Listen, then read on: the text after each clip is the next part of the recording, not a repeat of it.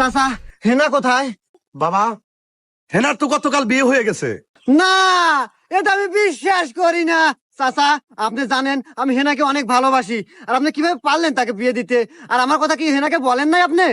আহা বাবা, বোঝো না কিসেরে? আমি তো হেনাকে বলছি, হেনাও তোমাকে ভালোবাসে, কিন্তু তুমি বলে আমার মেয়েকে একটা মেকআপ বক্স কিনে দিতে পারো না।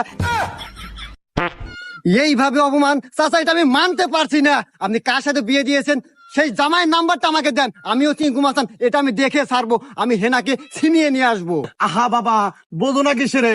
এও কথা আমি আমার মেয়েরে বলছিলাম যে সিংকু মাস্টারের সাথে যদি ঝামেলা করস, পরিবর্তে একটা ঝামেলা হবো। ওর স্বামী কি বলছে জানো? কি বলছে?